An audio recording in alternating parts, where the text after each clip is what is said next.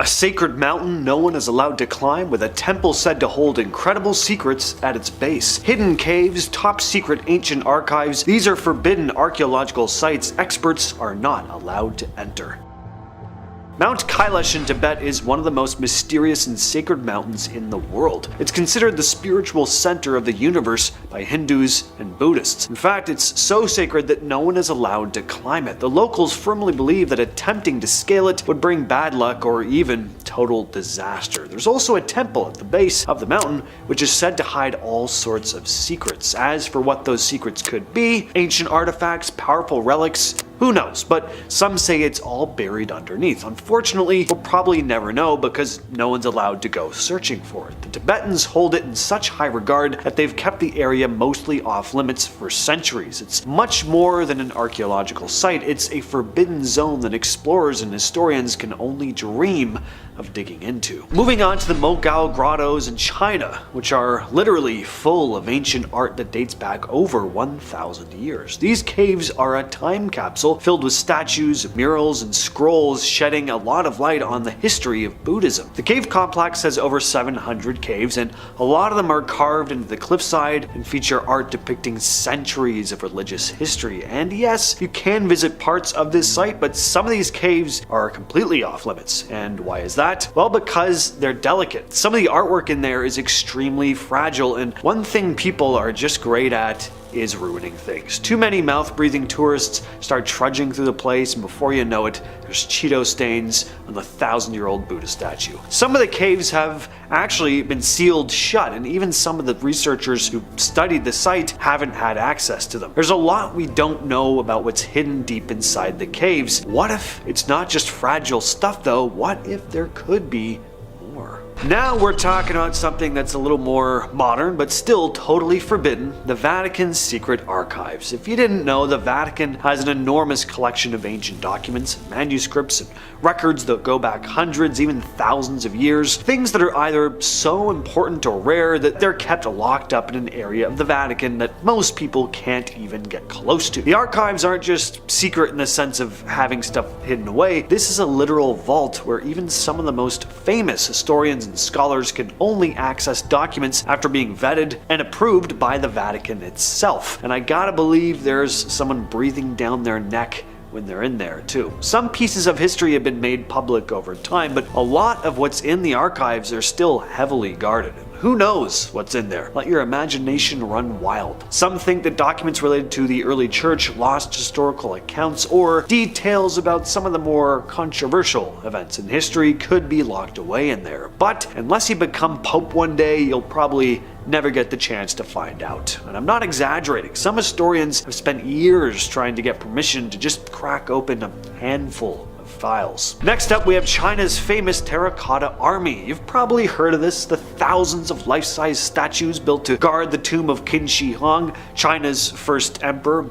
We've all seen images, we've all heard stories, but the emperor's tomb has never actually been excavated. It's been sealed for thousands of years, and while researchers have examined the army, they've never actually gotten to look inside the burial chamber of the emperor himself. The tomb is said to be packed with treasure though, and historical artifacts. Who knows what else? But here's why we still can't get in. There are a couple reasons. For one, there's fear it could be damaged. The tomb is said to be full of mercury, which was thought to protect the emperor in the afterlife, so excavating it could cause chemical reactions that would completely ruin the site. In fact, when they've dug around, they've found signs of dangerous mercury levels. And then there's the fear of booby traps. Legend has it that the emperor rigged up all these deadly traps so that his tomb wouldn't be disturbed, and some archaeologists still fear that some of these traps may be active. So even though we're all dying to know what's inside, it's not happening, at least not anytime soon. I always love saying this one, Saksai Waman. No, I'm not talking to the female members of the audience, although I'm sure you're all lovely. Saksai Waman is a stone structure that sits above Cusco, Peru. It's said to be one of the most amazing examples of Inca engineering. The site's made up of these huge stones, some weighing over several tons, fitted together so perfectly you can't slip a piece of paper between them, and we don't really know how the Incas moved these massive stones and placed them so perfectly like that. Some people believe there's still more buried at the site that hasn't been uncovered. Archaeologists have spent years studying it, but there are sections that are completely off limits. Some of the surrounding areas are sacred to the local people, and authorities have restricted access to these spots. One restricted area is called Chincana, a long underground cave said to connect the fortress to the Temple of the Sun. But it's also possible there's some other stuff hidden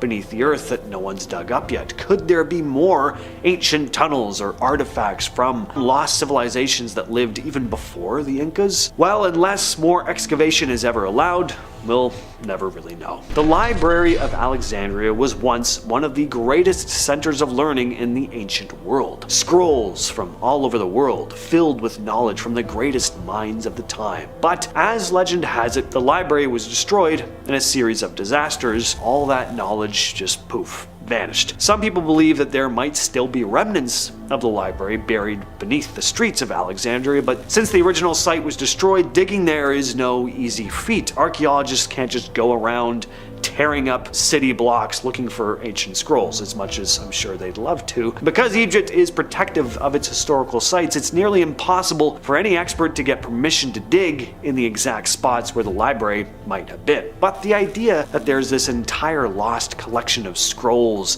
containing the wisdom of ancient civilizations just waiting to be found is a pretty fun idea and would make for a great Indiana Jones movie. Alright, now we're heading into real conspiracy theory territory. Antarctica. Yes, I am talking about pretty much the entire continent.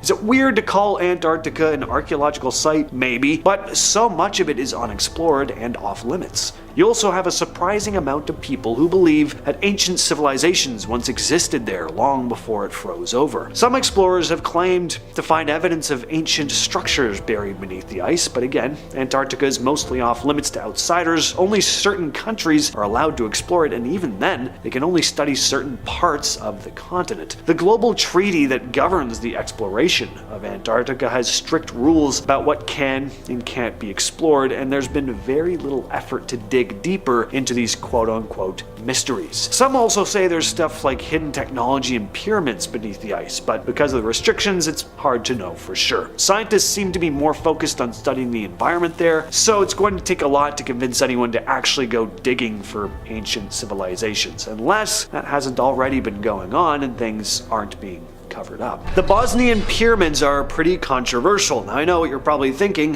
What do you mean pyramids in Bosnia? Well, some people believe that this set of mountains are actually man-made pyramids. Supposedly, if these pyramids really do exist, they're ancient, older than the Egyptian ones, and contain mysteries that could change our understanding of human history. Of course, the scientific community is pretty split on whether or not these pyramids are actually a thing. Some say they're just natural rock formations. Others insist they're evidence of some ancient construction. All the same, the site is mostly off limits for mainstream excavation. Local authorities have kept the area restricted, and there are some serious debates over whether or not it should be explored. Some argue that the whole thing could be an elaborate hoax, but either way, the site is basically forbidden for archaeologists. Mount Shasta in California is obviously gorgeous, but there's said to be a laundry list of weird things about it. The mountain's been tied to all sorts of strange legends. Supposedly, there's a lost civilization that lives deep beneath it. There have been lots of UFO sightings, and while locals might share their own theories about what's beneath the surface, access to Mount Shasta is strictly controlled. People claim there are these hidden caverns and ancient structures inside the mountain, but so far, no one's been allowed to explore the mountain's more remote areas. There's also a deep spiritual significance for Native American tribes in the area, which has led to even more restrictions on excavation. But before you go yelling at me in the comments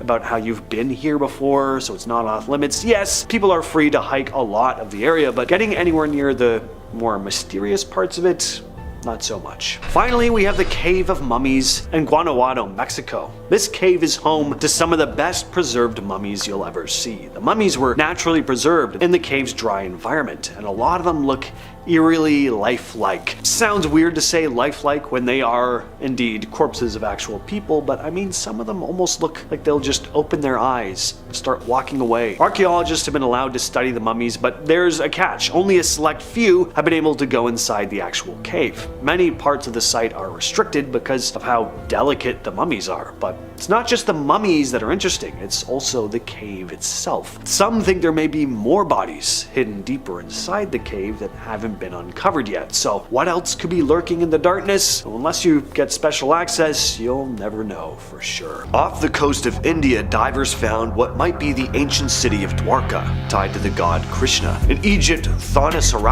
rose from the seabed with giant statues and sunken temples, and in Greece, Pavlopetri still sits almost perfectly preserved, under over 13 feet of water. These are ancient cities that disappeared under the waves. Pavlopetri is ancient, about 5,000 years old, making it the oldest submerged city we know of. Sitting in Vatican Bay off the coast of southern Laconia in Greece, it's believed to have been submerged around 1000 BCE, mostly thanks to a series of earthquakes and rising sea levels. But the cool part is, it's almost completely preserved under the water, with streets, buildings, and even tombs still clearly visible. You can make out a lot of the city's layout. Pavlopetri has been mapped out using modern technology like sonar, and archaeologists have been able to identify at least 15 buildings, some with multiple rooms. The town was home to a pretty sophisticated society. It was involved in trade, and the ruins even show evidence of different social classes, with fancy tombs for the elites and simpler graves for all the regular folks.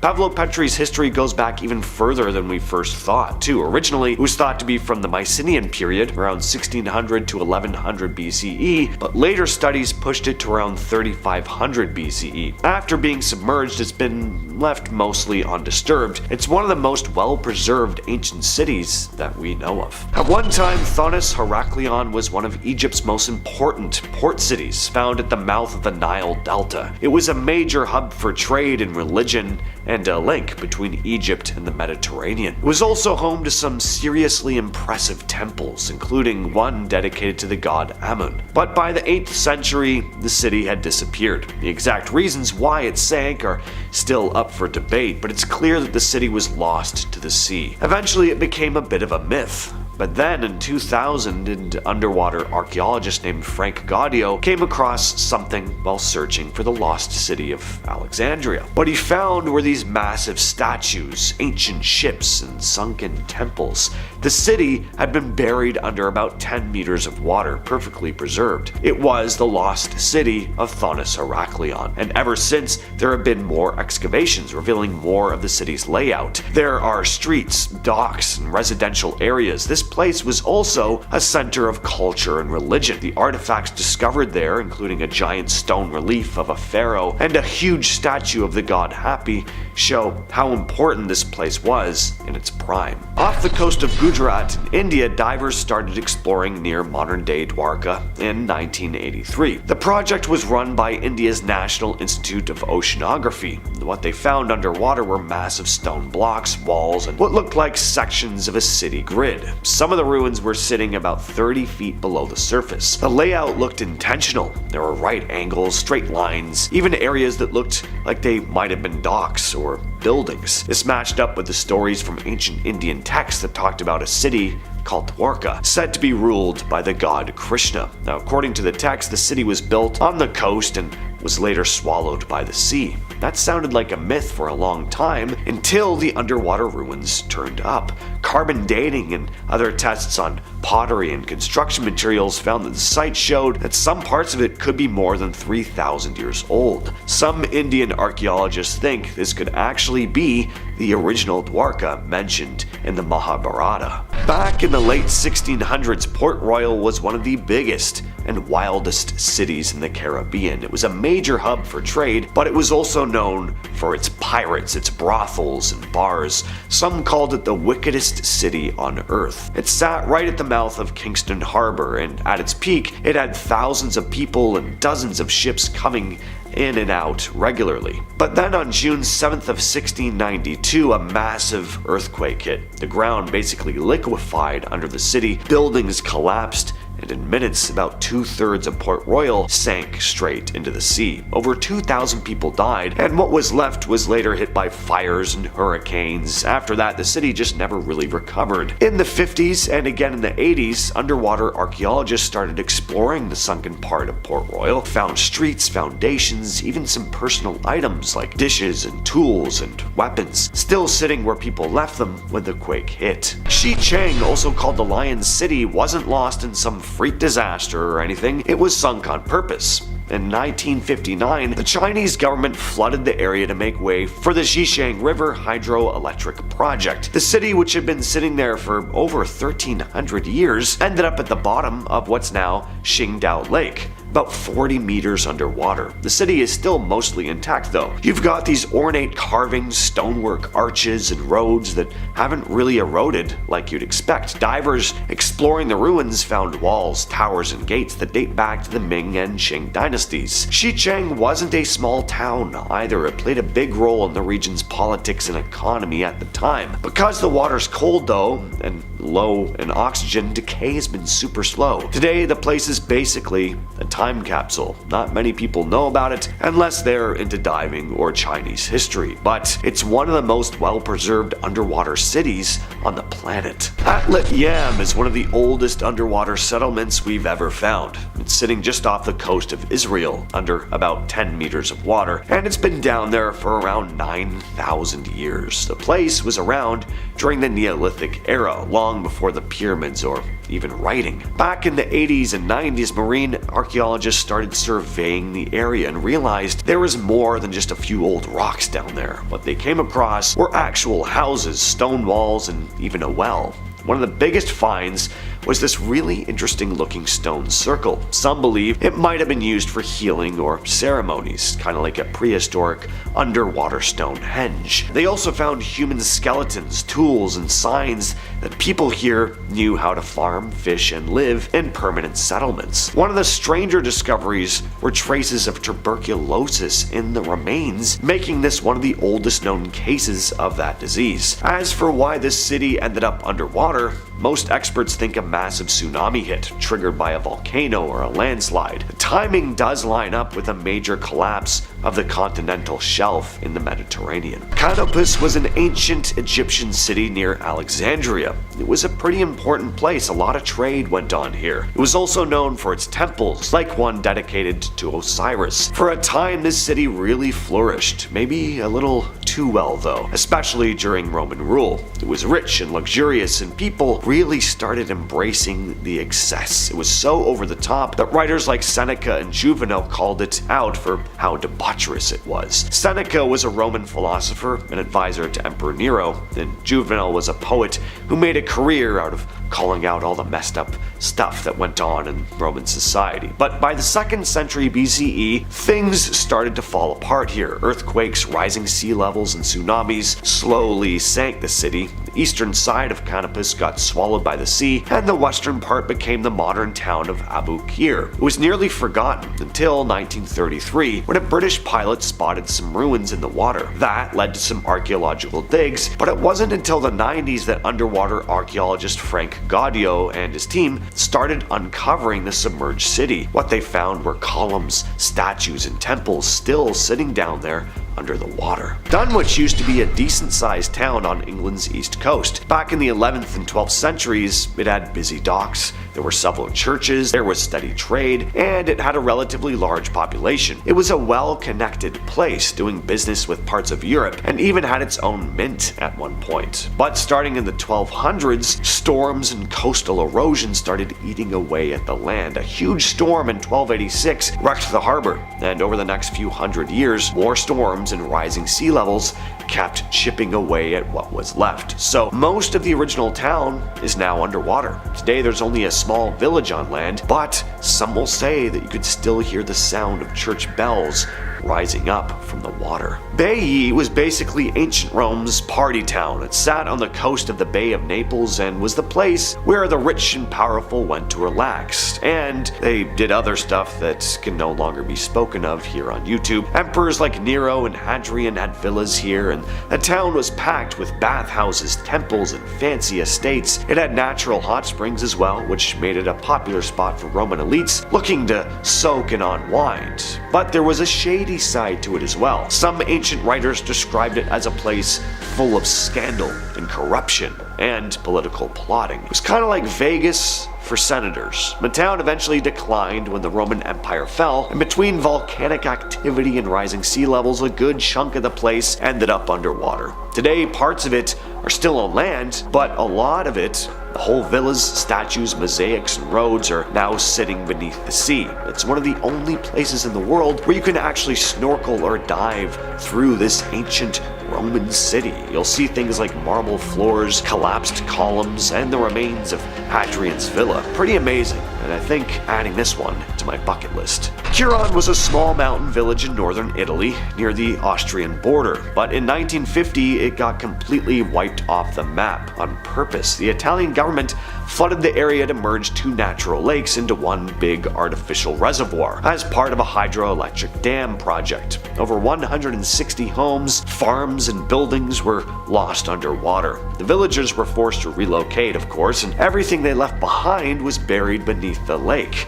All except for one thing, the church tower. That single stone bell tower still sticks up out of the water today. In winter, when the lake freezes, you can actually walk right up to it. Locals say you can still sometimes hear the bells ringing, even though they were removed before the flooding. It's eerie, kind of beautiful. The image of the tower became iconic. It's even the inspiration for the Netflix show Curon, which has that tower sticking out of the water as the promo image. You can see why. It's definitely eye-catching. The Temple of Artemis at Ephesus was an ancient Greek temple in what is now Turkey, supposed to be one of the grandest temples ever built. It was designed to be massive. Imagine 127 columns, each one over 60 feet tall, and a marble structure so impressive that it was listed as one of the 7 wonders of the ancient world. But as grand as this place was, the temple was never fully completed. It was burned down in 356 BCE by a man named Herostratus, who was trying to gain fame by burning it down. After the fire, they tried to rebuild it, but it just kept running into problems. The area was constantly under threat of invaders, and political instability kept interfering with the reconstruction. Over the centuries, it went through a bunch of different rebuilds, but no one ever had the chance to finish the full thing. And finally, the Goths, a group of Germanic tribes that played a huge part in the fall of the Western Roman Empire, attacked and destroyed what remained of it in 262 CE. And that was pretty much the end of the temple. Today, all we've got are foundations and little fragments of the last temple, a reminder of something that could have been much more. When the Colossus of Rhodes was built, it was one of the 7 wonders of the ancient world, towering over 100 feet tall. It was an incredible feat of engineering and a symbol of Rhodes' power. The statue, designed to honor the sun god Helios, took 12 years to build, but it didn't even last 56 years. A massive earthquake hit it in 226 BCE, toppling the statue into pieces. And then it was just never rebuilt. You'd think the Rhodians would rush to put it back up, but they didn't. Some say it was just too expensive, others think the statue's size just made it too hard to rebuild. It makes sense. They just spent over a decade building the thing for it to collapse just a little over 50 years later. They were probably just like, forget it, there's other things we gotta focus our energy on. And unfortunately, unlike a lot of the other places you'll see on this list, there's nothing left of this statue today. The remaining parts were sold off as scrap way back in the day, so all we have are stories and a few ancient sketches. And based on those, it does look like the thing was pretty awe-inspiring. We all know the Great Wall of China as one of the world's most iconic ancient structures, and as amazing as it was originally going to be even more grand. Not all of it is finished. Sure, we've got the grand sections that have been restored and preserved, but there are a lot of long stretches of the wall that were never fully completed. The wall wasn't all built at once, and some parts of it were built hastily. Different dynasties worked on it over the centuries, but the work was always interrupted by rebellions and logistical problems. Some sections were abandoned halfway through because the resources just weren't there anymore, or there was simply no need to continue, and in some cases entire stretches of the wall were neglected and left to fall apart. The most famous parts of the wall were heavily restored during the Ming Dynasty, but if you travel further out, you'll find these abandoned, incomplete sections with crumbling stones and wildlife growing around them. Not what you'd typically picture when you think of the Great Wall of China. The Ziggurat of Ur, built around 2100 BCE, was an enormous stepped pyramid meant to honor the moon god Mana. It was a massive undertaking for the Sumerians, and it was supposed to make it one of the greatest structures of the ancient world, but like many ancient projects, the full vision never came to fruition. The Sumerians were very advanced when it came to a lot of things, but with all the invasions and internal conflict, their civilization eventually just collapsed. So by the time the ziggurat was nearly complete, things had gotten bad enough that the resources to finish the structure just weren't there anymore and had to be diverted elsewhere. And as the empire continued to fall apart, the ziggurat sat incomplete and much of the surrounding area was abandoned. But fortunately, the remnants of the ziggurat are still standing today. The unfinished obelisk in Aswan is just one giant piece of stone that was meant to be erected as an obelisk. If it had been completed, it would have been the largest obelisk in Egypt, measuring 138 feet and weighing about 1,200 tons. Given ancient Egypt's track record of incredible giant structures, this one would have been pretty awesome. But of course, it was never finished. The ancient Egyptians had started carving it out of the rock, but while it was still in the quarry, the stone cracked. The workers had no choice but to abandon the project. So today, you can still visit this gigantic chunk of stone that was originally going to be standing upright.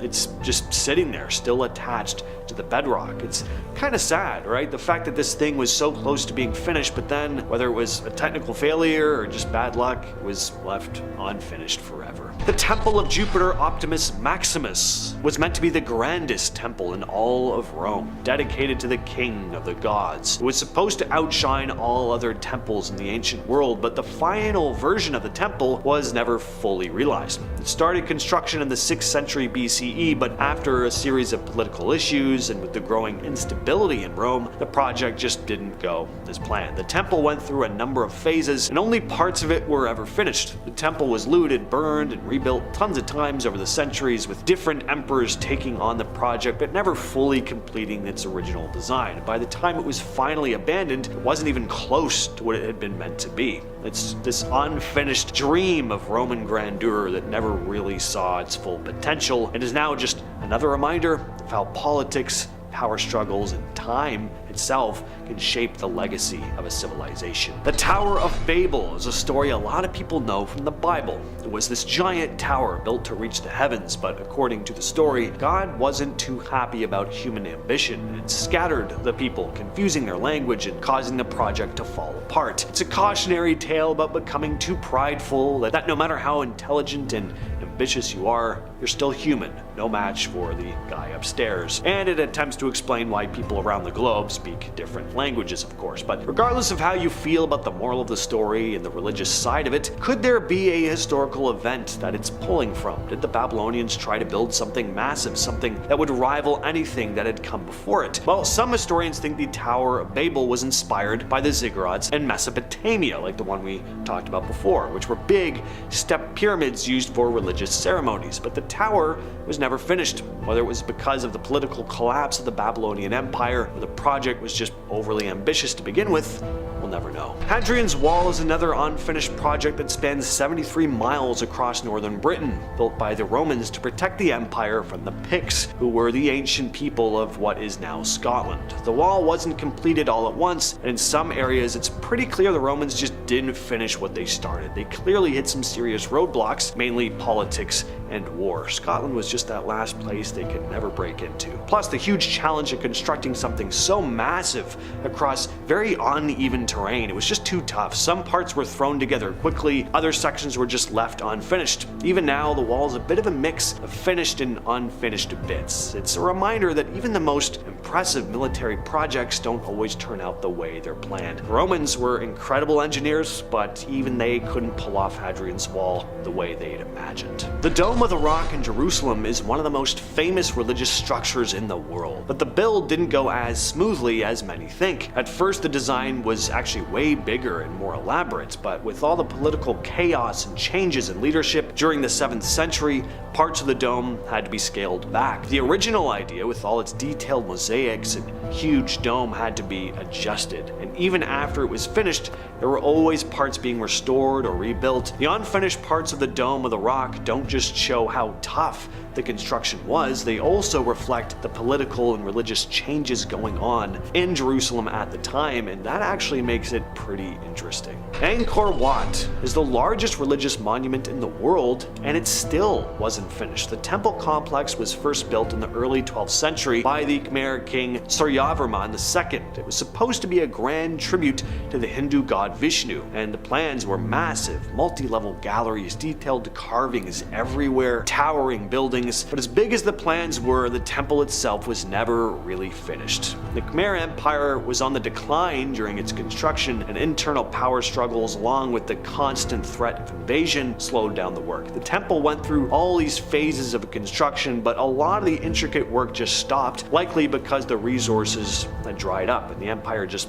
weren't able to support such an ambitious project. By the time the empire fell in the 15th century, the temple was still incomplete, but who cares? I mean, whatever, it's an incredible sight today, especially now with all the vines and stuff growing over parts of it. Seeing this place in person would be absolutely breathtaking. Delos Island in Greece might not be on most people's vacation lists, and there's a good reason for that. The island, which sits in the Aegean Sea, has been off limits for a long time. It wasn't always like this though. For centuries, it was a place of exile, mainly for political prisoners. Under military rule in the 20th century, it became notorious as a site where people were sent to suffer in isolation. The island's history as a prison camp has led to it being mostly abandoned, with only a few scattered ruins still standing today. There's a lot of mystery about what's hidden there now, but the government continues to keep the island restricted. You can't just hop on a boat and explore the old prison buildings, and that's because it's not just the prison history of the island that makes it forbidden. The island is also home to a sensitive environmental area, which is why the Greek government has kept it sealed off. The ancient ruins of Palmyra in Syria were once one of the most important cities in the Roman Empire, a crossroads for trade and culture. Its huge temples and towering columns were seen as one of the world's most breathtaking sights, but nowadays, Palmyra is sorta caught up in the middle of a conflict, making it one of the most inaccessible archaeological sites on Earth. After the rise of extremist groups like ISIS, a lot of the city has been destroyed in an attempt to erase its history. As for the ruins themselves, some areas are still under the control of different military factions. The site is filled with unexploded ordnance and threats from armed groups, which means any visits have to be carefully controlled and monitored. Teotihuacan, just outside Mexico City, is one of the largest and most mysterious ancient cities ever built. Known for its massive pyramids like the Pyramid of the Sun and the Pyramid of the Moon, in its prime, from around 1 to 500 CE, Teotihuacan was the largest city in the Americas. There were once 125,000 people or more living here. At some point, the city was abandoned though, and sure, today, tourists do flock here year-round to see it, but there are certain parts of Teotihuacan that are completely off limits to the public. And why is that? Well, the site is still a huge treasure trove of ancient artifacts, some of which are kept sealed for preservation and study. In fact, a lot of the chambers under the pyramids are inaccessible, and archaeologists are still uncovering new finds under the surface. And as if that wasn't enough, the entire city itself still has some mystery to it. No one really knows who built it or why it was abandoned around the 7th century. Some excavations are permitted, but a a lot of the city is off limits, keeping its deep secrets hidden for the foreseeable future. The Madra temples are some of the oldest freestanding structures in the world, dating back to around 3600 BCE. These temples, found on the island of Malta, really show off the ancient engineering and religious practices of the people. They line up perfectly with things like the solstices. Now, parts of the site are open to visitors, but there are other parts that are strictly off limits, and that's because these temples are considered incredibly fragile. The delicate stone structures have been eroded by centuries of weather, and the constant flow of tourists puts them at risk for even more damage. People are still working to preserve what's left of the temple complex, so some areas, like certain chambers and altars, are off limits to keep them from getting damaged even more. The Gigantea temples, found on the island of Gozo, Malta, are another set of ancient megalithic structures built between 3600 and 3200 BCE. These temples predate even the Egyptian pyramids, making them some of the oldest religious sites on the planet. But what makes them even more mysterious is that some parts of the site are off limits to the public, and not just for preservation reasons. The temples were built to be part of a larger network of sacred sites, and there are still unexplored areas within the temple complex. Archaeologists have only scratched the surface of what could be hidden beneath the ground, including artifacts that could help them learn even more about the ancient people who built the structures. The island of Gozo itself is a quiet, relatively undiscovered spot, and so much of it is still off limits or carefully monitored for both historical and environmental reasons. Crac de Chevalier, a medieval fortress in Syria, is one of the most well-preserved examples of Crusader architecture in the world. This massive structure was built in the 12th century.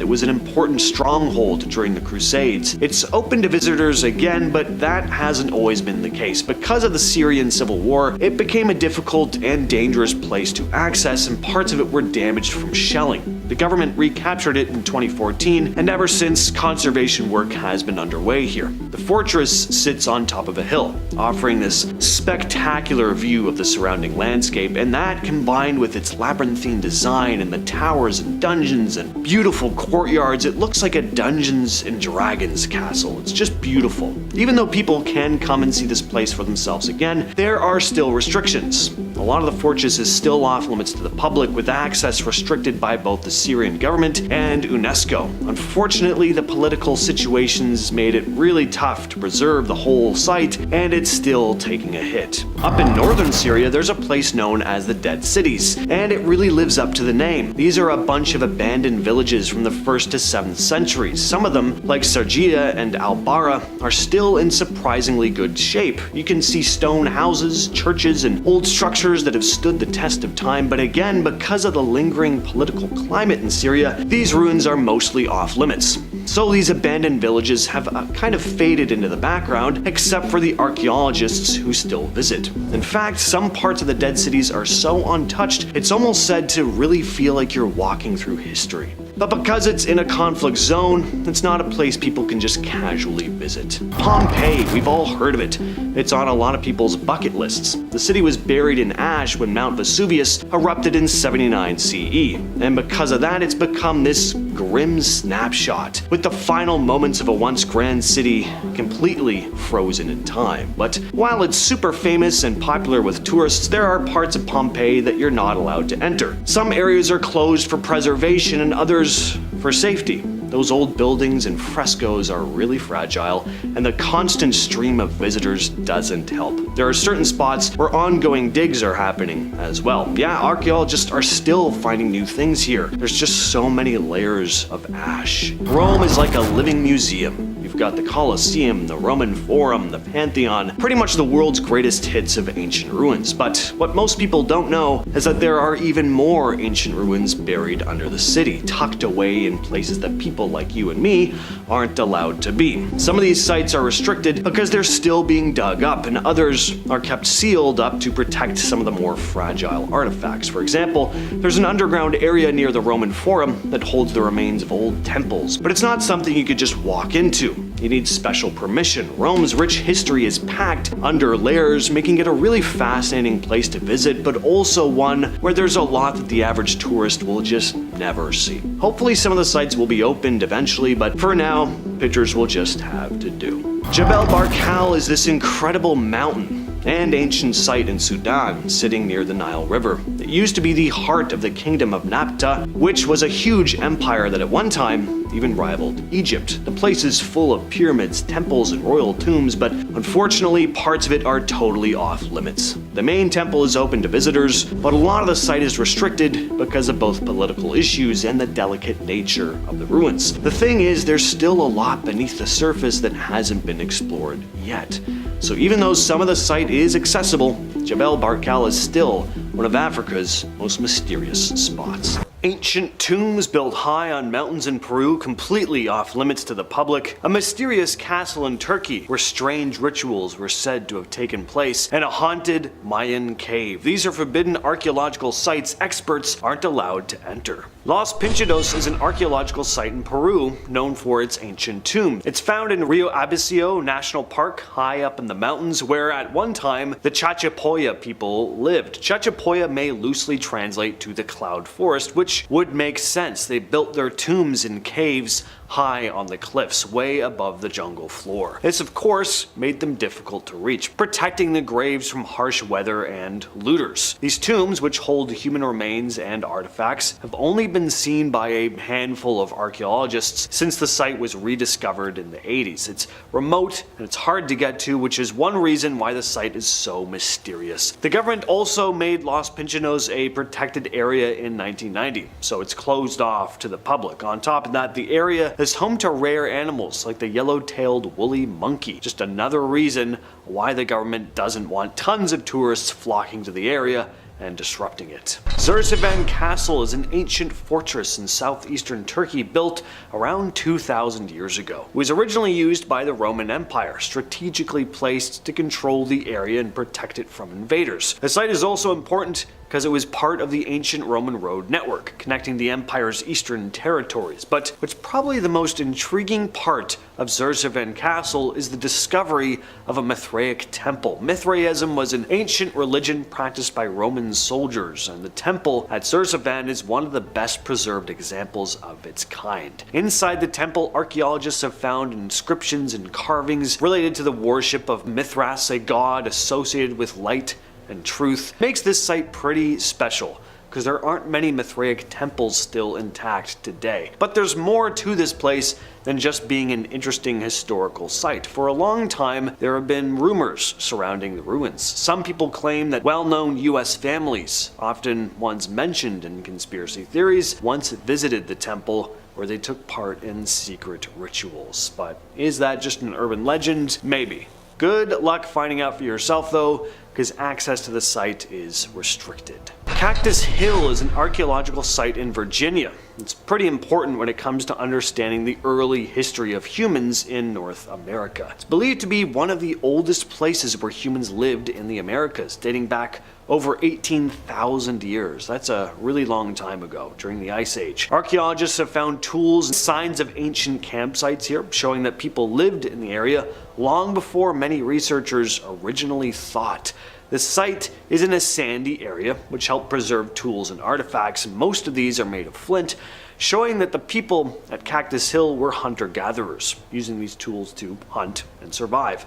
Cactus Hill is off limits to the public. Only researchers with special permission can dig or study it. The National Archives in the United States is home to some of the country's most important historical documents. It holds records like the US Constitution, the Declaration of Independence, and the Bill of Rights, and a lot of the documents in the archives are not for public viewing. One of the most famous restricted documents is the JFK assassination files. While some information about President Kennedy's death has been revealed to the public, a lot of files remain classified to this day. The documents are carefully guarded, and only certain government officials or historians with specific clearance can access them. Files related to the development of nuclear weapons during the Cold War are also tightly controlled. The archives itself has areas that are closed off to protect sensitive materials. Some documents are too fragile to be handled or displayed even, and access is only granted to experts who are trained in preservation techniques. Sac Oyum, also known as the Haunted Maya Cave, sits near the ancient Maya city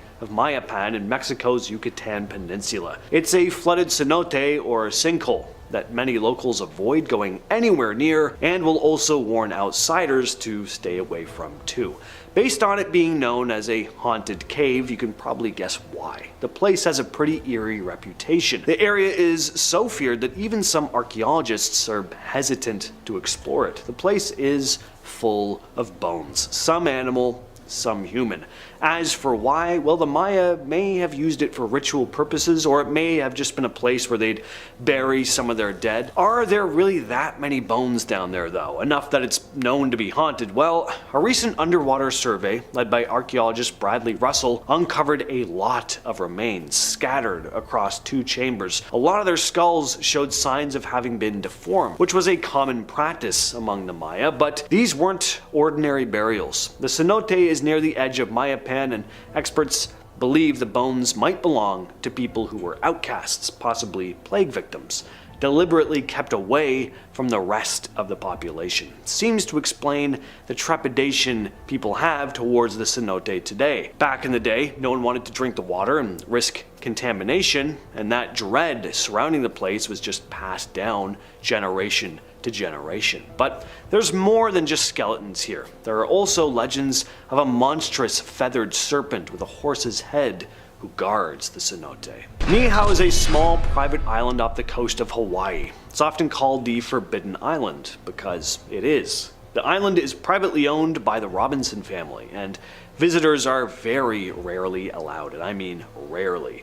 The few people who live there are mostly native Hawaiians who've lived on the island for generations, and they follow a very traditional lifestyle. The Robinsons don't want outside influences changing their way of life, so they've kept the island almost completely off limits. Even scientists and archaeologists have trouble getting permission to explore it, and the rich and famous even. Mick Jagger was famously denied access to the island. You won't find any hotels or shops here, and visitors are only allowed if they're invited, which is usually for specific reasons like research. And there are a lot of people who are just dying to do that research. There's some pretty cool things to see here, apparently, because I've never been. There are ancient Hawaiian petroglyphs here, and because the island is so isolated, it's helped preserve a lot of the historical sites, and the animals must think it's just heaven. Diego Garcia is a remote island in the British Indian Ocean Territory. It's one of the most tightly controlled and mysterious places on Earth. In the 70s, the British and US governments forcibly removed the local population to make way for this massive American military base, and ever since, the island has been fully restricted to outsiders, giving rise to a whole whack load of conspiracy theories, mainly that the government does some really bad stuff here, and I would not be surprised in the slightest. One of the most likely rumors is that the island was used by the CIA for secret rendition programs, where prisoners were kidnapped and tormented in hidden locations. The UK government addressed the issue and outright denied these claims, but they also stated 3 years later that 2 CIA torture flights did land on the island, but the documents related to this have been lost due to water damage. So yeah, that's reassuring. Not. Barren Island, part of India's Andaman and Nicobar Islands, is off limits to most visitors. It's the only active volcano in India, and one of the few along a stretch of volcanoes from Sumatra to Myanmar. The island erupted violently in 1991, wiping out a whole swath of local wildlife, so since then, access to the island has been restricted for safety reasons. Now, while you can't land on Barren Island itself, you can take a boat or ferry to see it from a safe distance. The biggest concern for keeping the island off limits is the risk from the active volcano that's on it. Explosions can happen at any time. The best time to visit the surrounding islands is between December and April, when the sea is calm, but don't expect to step foot on Barren Island itself. It remains a dangerous, protected spot with only a few allowed to study it up close. Castle Guard Cave in Banff National Park in Alberta is Canada's longest cave, and it's mostly off limits. The cave is huge and reaches deep into the mountain. Not only is it long, it's the 5th deepest cave in the country. Even getting to the cave is a challenge. Not only is it far in the backcountry, but to get to the entrance, cavers have to ski for about 12.5 miles, sometimes pulling sleds with gear. If the conditions are right, they can also take a helicopter, but that's of course not always an option. Once inside, the conditions get even tougher. The cave entrance has been known to flood during warmer months, so explorers are limited to visiting in the winter. And even then, they have to be careful. The water levels can change quickly, and if it floods unexpectedly, you could get trapped. The cave's layout isn't straightforward either, it has long, narrow passages, and the risk of getting lost is high if you're not careful and experienced. On top of that, cavers often stay underground for days at a time, camping in freezing conditions while they explore. So you're probably not allowed to go here. Only those with special permits from Parks Canada are allowed to enter at their own risk. The Superstition Mountains, just outside Phoenix, Arizona, are known for their dangerous terrain and a whole laundry list of other things, most of them bad. The only good thing said to be hidden here is the treasure. Beyond that, things get pretty ominous. These Superstition Mountains have become infamous for strange disappearances and deaths. Hikers have gone missing at an alarming rate. 4 to 5 disappear every year, according to George Johnston, president of the Superstition Mountain Museum. Among the most famous disappearances is that of Adolf Ruth, a treasure hunter who thought he'd found a map leading to the lost Dutchman's treasure, but he was never seen alive again. After he vanished, a message in a bottle was found that hinted he'd discovered the treasure but had been injured. Ruth's body was later discovered with a bullet hole right in the skull, a mile from where his body had been left. Another infamous case was that of prospector James A. Cravey, whose headless body was found in 1947, tied up in a blanket. His head was 30 feet away. So while this place may not officially be off limits, I'm telling you, you probably shouldn't go here. Archaeologists have just recently uncovered a massive pyramid at the Chupacigaro archaeological site just a kilometer away from the ancient Corral ruins in Peru. This newly found pyramid is believed to be an extension of the Corral city, which is famous for being one of the earliest advanced civilizations in the Americas. The pyramid had been buried under earth and shrubs for thousands of years, but these new excavations revealed vertical stones known as huancas, marking the corners of a ceremonial building. The pyramid's footprint is rectangular, with a central staircase that at one time would have led to a towering summit. There are also 12 smaller areas spread across hilltops, which would have been used for public ceremonies or events. Surrounding the pyramid are the remains of houses too, so it looked like this place was a kind of smaller urban area, a kind of suburb of the main city of Corral. Another really exciting discovery here was a massive geoglyph, a human head design measuring 62 meters long and 30 meters wide. Archaeologists recently discovered the ruins of an ancient Mayan city in the jungle of southeastern Mexico, just a short hike from a major road. The city, named Valeriana, is believed to have been home to between 30,000 and 50,000 people from around 750 to 850 CE. The ruins were found with the help of LiDAR technology, which uses laser light from drones to scan the ground. The city spans over 6 square miles. They found 2 major centers with large buildings about a mile apart. These areas were connected by houses and causeways. The LiDAR images also revealed 2 plazas with temple pyramids, a ball court, and a reservoir. At some point the city was abandoned though, likely because of droughts. 2 ancient cities were recently discovered in the mountains of Uzbekistan, high above sea level. The cities were found along the Silk Road, an ancient trade route that stretched about 4,000 miles, dating back over 1,000 years. The first city, called Tashbalak, was about 29 acres in size. The second, Taganbulak, was massive, around 10 times larger, almost 3 times the size of Vatican City. Once again, they used LiDAR technology here. Researchers were able to map the cities in detail. Now, I mentioned LiDAR before, and it'll be coming up again, so here's a very brief and simplified explanation on how it works. LiDAR works by shooting laser beams at the ground and then measuring how long it takes for the light to bounce back, which then allows archaeologists to see the terrain and structures beneath the surface. Scans are then turned into 3D models, which in this case showed plazas and homes and other buildings which would have been used by travelers and traders passing through the area. Akhum is an ancient Mayan city on the Yucatan Peninsula in Mexico, but it was only recently discovered in June of 2023 by archaeologists from Mexico's National Institute of Anthropology and History. The team, led by Dr. Ivan Sprajic, found the city hidden deep in the jungle where no one had explored before. They used LiDAR to detect the ruins, which include a number of pyramids around 15 meters tall, stone columns, and a ball court used for an ancient Maya game. Pottery fragments found at the site hint that it was inhabited by the Maya people from around 600 CE to 800 CE, but the city fell into decline by 1000 CE, around the time of the classic Maya collapse. Akhum was named after the stone columns that are spread throughout the city, with Akhum meaning stone column in the Mayan language. It's found in a remote area called the Balamku Ecological Conservation Zone, a place so thick with jungle that it had sat hidden since it was abandoned a little over 1,000 years ago. In 2023, archaeologists made an amazing discovery off the coast of Pozzuoli, Italy, an ancient Nabataean temple. The city had been sought after for centuries, but it wasn't until recently that they finally found it, almost by accident, while mapping the sea floor. This 2,000-year-old temple was dedicated to Dashara, the chief god of the Nabataean civilization, which was around from the 4th century BCE till about 106 CE, when they were absorbed into the Roman Empire. The temple, now submerged underwater thanks to volcanic activity, contains inscriptions like Dusari Sacrum, meaning consecrated to Dashara.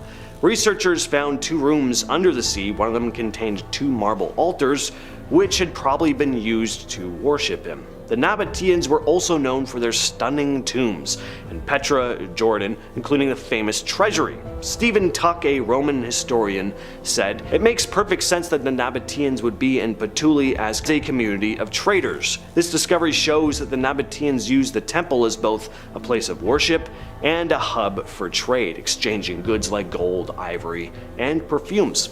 The temple was part of their far-reaching trade network, which stretched from northern Arabia to Italy." In 2022, Spain's worst drought in decades did have an upside. It led to a really cool archaeological find, a prehistoric stone circle known as the Dolmen of Guadalperol, or the Spanish Stonehenge, finally revealed itself after years of being submerged underwater. The circle, made up of large megalithic stones, dates back to around 5000 BCE. As the water level in the reservoir dropped to just 28%, the stones, which had been submerged since 1963, became fully visible once again. Spanish Stonehenge was first discovered by German archaeologist Hugo Oberheimer in 1926, but the area was flooded as part of a development project under Spain's dictator Francisco Franco. Since then, the site has only reappeared a few times. Archaeologist Enrique Cadillo described it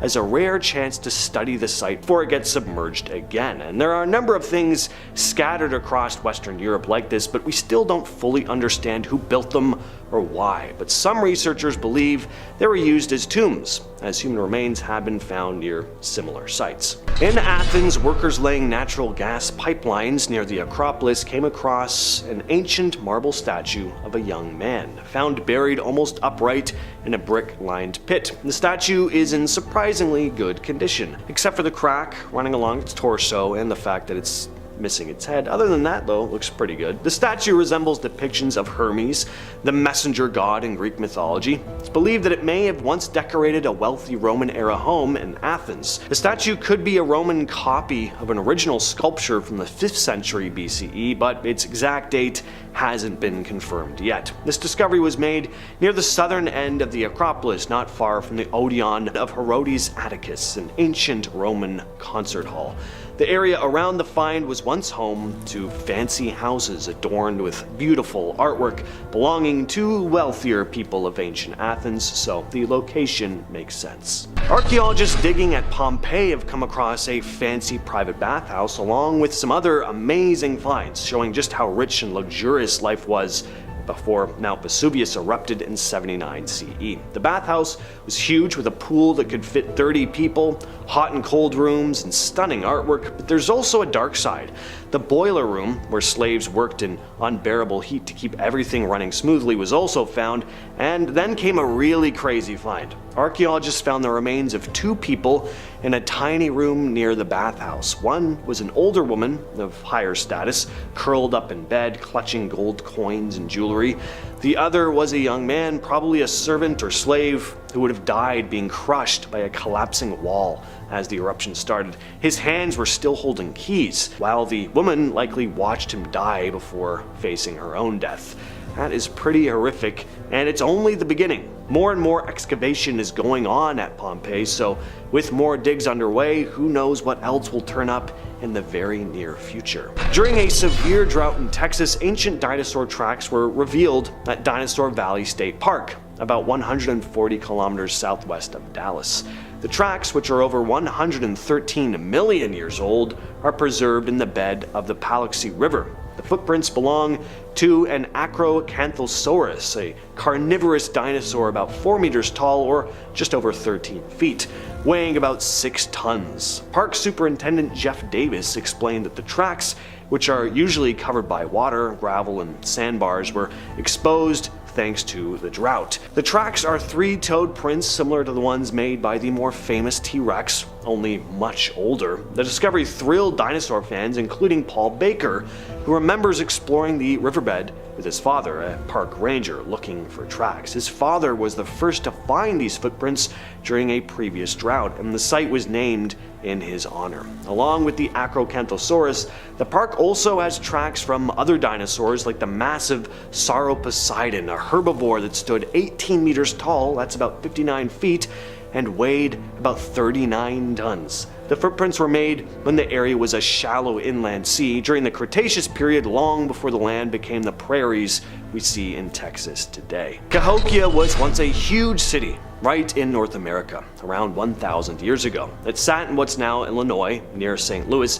At its peak, it was home to as many as 20,000 people, making it one of the biggest cities in the world at the time. The people who lived there were part of the Mississippian culture, a group of Native American societies that lived around the southeastern and midwestern US. They were really good at building huge earth mounds, some as tall as a 10-story building. The biggest one, Monk's Mound, is so massive it covers 14 acres and is about 100 feet tall. Not only did lots of people live here, it was also a hub for trade, with goods coming in from all over the region. They were experts in farming too, especially growing corn, which was the staple of their diet. The city had a really organized layout too, with streets, plazas, and public spaces, but then Cahokia was abandoned around the 14th century. What most archaeologists think is that a series of massive floods hit. By the time settlers showed up, the city was gone, though the mounds were still there. It wasn't until the 19th century, though, that people started realizing just how important Cahokia had really been. Vaults of treasure locked away beneath a temple in India, a secret cave in the Grand Canyon said to contain a wealth of ancient treasure and knowledge, and a massive time capsule completely sealed off, not to be opened for thousands of years. These are more forbidden archaeological sites experts aren't allowed to enter. The Padmanabhaswamy Temple in Kerala, India is home to one of the most mysterious and controversial discoveries in recent history, the treasure vaults. So in June of 2011, when the Supreme Court of India ordered the opening of 5 of the 6 known vaults, the world was stunned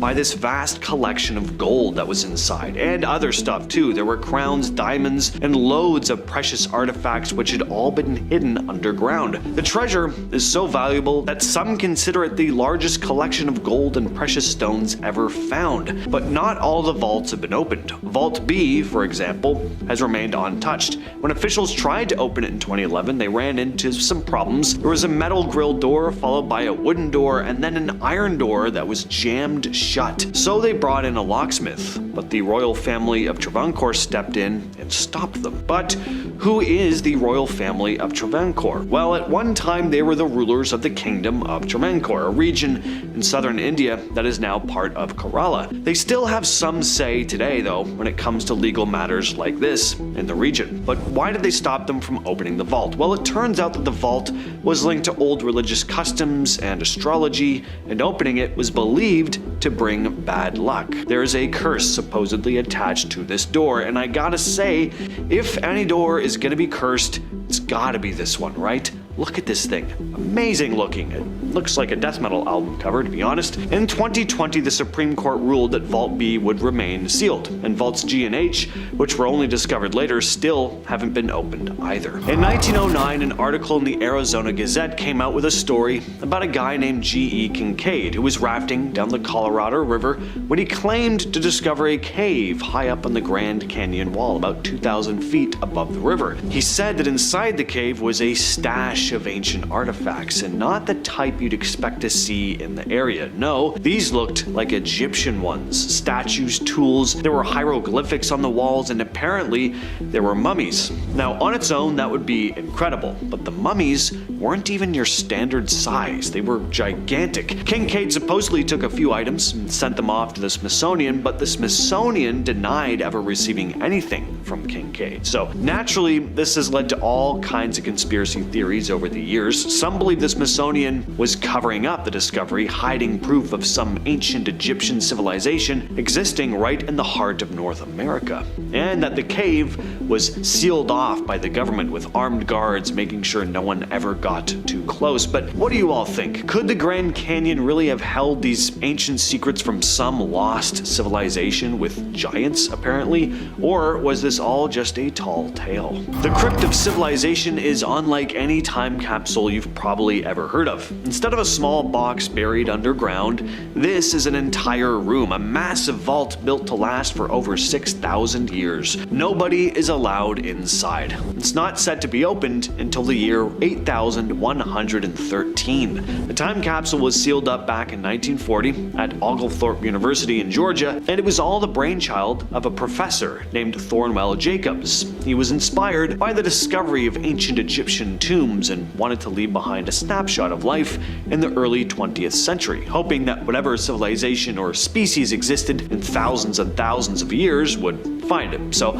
what's inside this vault? Well, Jacobs and his team made sure to pack a little bit of everything. There are books, films, everyday items like a typewriter, a sewing machine, and a cash register. They also included recordings of famous speeches and radio shows, thinking that future generations might want to hear what people sounded like back then. The idea was to give anyone who finds it a taste of our world, our culture, and our technology. Of course, the problem is they had no idea that in the future everything would be up in the clouds, so who knows if these recordings will really be relevant. Still, it's an interesting concept, and I'm glad the thing exists. The Lascaux Caves in France are full of prehistoric art. Too bad you can't see it up close though. These caves have been off limits for a long time. For the majority of the public anyway. Discovered back in 1940, the caves are covered in stunning paintings. There are bison, horses, and deer, all done by ancient humans around 17,000 years ago. Unfortunately, after first opening the caves to the public, the large number of visitors ended up doing a lot of damage. The air quality changed, and then mold grew, and the artwork just started to deteriorate. So in 1963,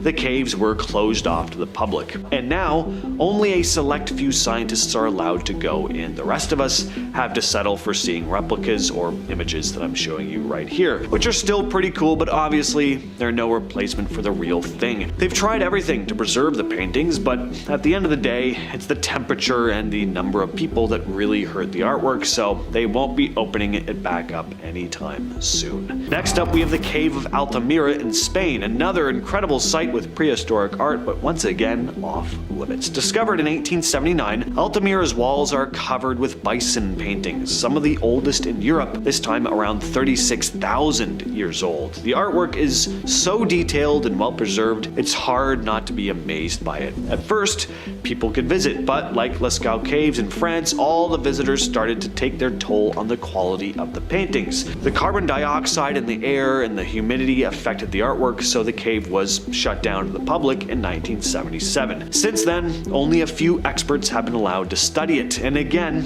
there's a replica you can visit, but the real thing is closed off, and it'll probably stay that way. In Verdun, France, there's a place called the Red Zone, or Zone Rouge, that's off limits to everyone, and for very good reason. This area was completely transformed during World War I, which turned what was once farmland into a raging battlefield. Millions of artillery shells rained down, tearing up the landscape, flattening towns, and leaving a mess of munitions scattered everywhere. After the war, the French government decided that it was just too dangerous to rebuild the villages or to try and rehabilitate the land, so they relocated everyone, and the area was sealed off. Even today, long after the war, it's illegal to enter. The land is just littered with unexploded shells and toxic chemicals, and while they've been trying to clean it up for years, some say it could take centuries to finish. The Ark of the Covenant, one of the Bible's most mysterious relics, was said to hold the Ten Commandments and was built around